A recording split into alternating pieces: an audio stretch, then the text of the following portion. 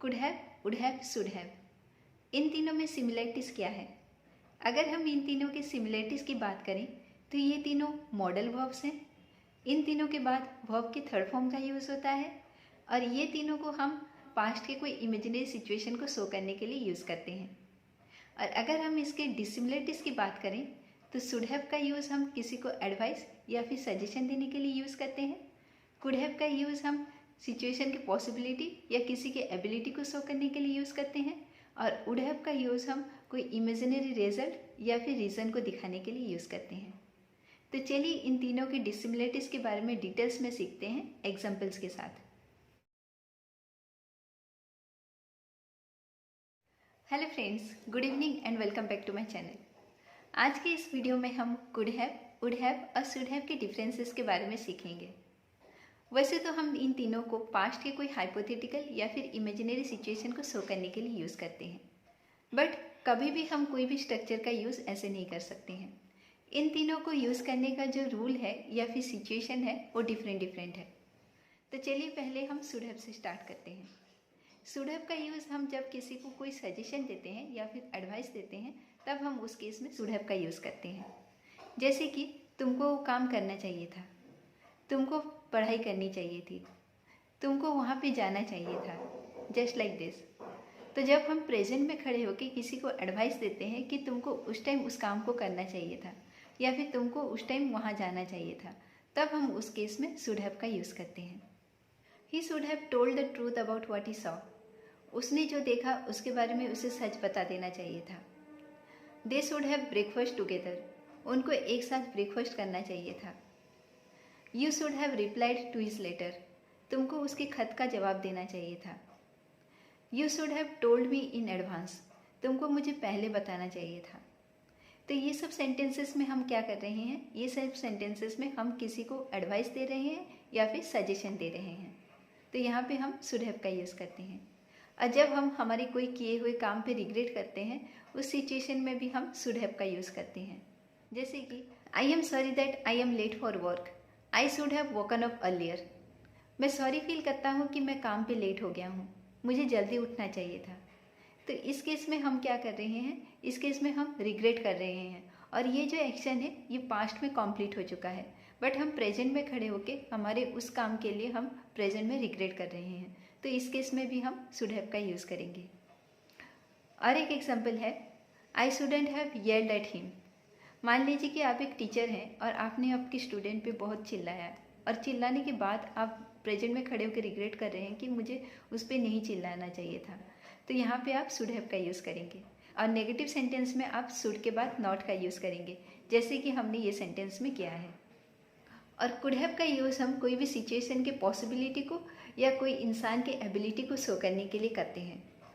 मतलब कि कोई भी काम हो सकता था बट हुआ नहीं। सिचुएशन के अकॉर्डिंग वो काम पॉसिबल था या फिर उस इंसान के अकॉर्डिंग वो काम पॉसिबल था, उस इंसान का एबिलिटी था उस काम को परफॉर्म करने का, बट उसने किया नहीं क्योंकि वो उसका पर्सनल चॉइस था। तो उस सिचुएशन में हम कुड हैव का यूज़ करते हैं।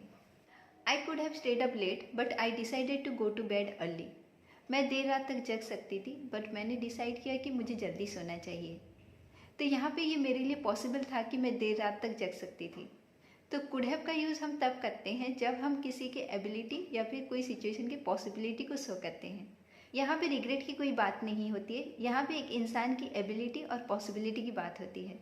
और यहाँ पे ये जो काम है वो हुआ नहीं है या फिर किया नहीं गया है क्योंकि ये उस इंसान का पर्सनल चॉइस था। तो इस सिचुएशन में हम कुड हैव का यूज़ करते हैं। इसका और एक एग्जाम्पल है, he could have studied harder but he didn't, वो अच्छे से मेहनत कर सकता था या पढ़ाई कर सकता था बट उसने किया नहीं क्योंकि ये उसका पर्सनल चॉइस था। We could have got into an accident, हमारा एक्सीडेंट हो सकता था। इसके नेगेटिव सेंटेंसेस में आपको कुड के बाद नॉट का यूज़ करना है। जैसे कि she could not have come because she was sick, वो आ नहीं सकती थी क्योंकि वो बीमार थी। I couldn't have finish the work earlier because there was too much work to do, वहाँ पे बहुत सारा काम करने को था तो मैं जल्दी ख़त्म नहीं कर सकता था। तो इसको हम कंडीशनल सेंटेंस के साथ भी यूज़ कर सकते हैं। कंडीशनल सेंटेंस मतलब इफ़ क्लॉज के साथ, मतलब कि अगर सिचुएशन ऐसा होता तो इसका रिजल्ट ऐसा होता। जैसे कि if Karishma had had a mobile she could have inform me immediately, अगर करिश्मा के पास मोबाइल होता तो मुझे तुरंत ही सूचित कर सकती थी। If I had studied harder I could have passed the exam. अगर मैंने अच्छे से पढ़ाई की होती तो मैं एग्ज़ाम पास कर सकता था। अब देखते हैं हमारा लास्ट स्ट्रक्चर जो कि है वुड हैव। इसका यूज़ हम कोई भी रीज़न को शो करने के लिए करते हैं। जैसे कि if I had not been sick we would have partied. अगर मैं बीमार नहीं होती तो हम पार्टी करते। तो यहाँ पे हमारा पार्टी नहीं करने का रीज़न क्या है? क्योंकि मैं बीमार थी। तो यहाँ पे हम वही रीज़न को शो कर रहे हैं, तो इसीलिए हमने यहाँ पे वुड हैव का यूज़ किया है। और ये कंडीशनल सेंटेंस है, तो इसीलिए ये इफ क्लॉज के साथ यूज़ हुआ है। If I had learned English I would have got a good job. अगर मैं इंग्लिश सीखी होती तो मुझे एक अच्छी जॉब मिल जाती। तो मुझे एक अच्छी जॉब नहीं मिलने का रीज़न क्या है? क्योंकि मैंने इंग्लिश नहीं सीखी है। तो यहाँ पे तो इस सेंटेंस में हम यहाँ पे रीज़न को शो कर रहे हैं। वुड हैव का यूज़ हम कोई इमेजिनरी रिजल्ट को शो करने के लिए भी यूज़ करते हैं। जैसे कि if you had taken umbrella you wouldn't have got wet. अगर तुमने छाता लिया होता तो तुम नहीं भीगते। तो ये जो भीगने का जो काम है ये रियल है, बट नहीं भीगने का काम ये इमेजिनरी है।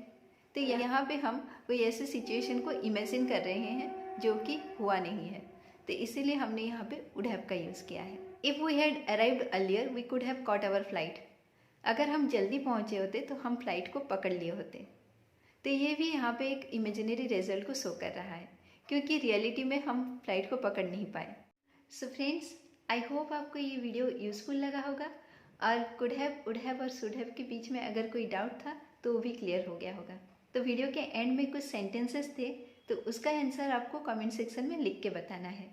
तो आज के वीडियो में इतना ही। मिलते हैं नेक्स्ट वीडियो में एक नई टॉपिक के साथ। Till then bye, take care.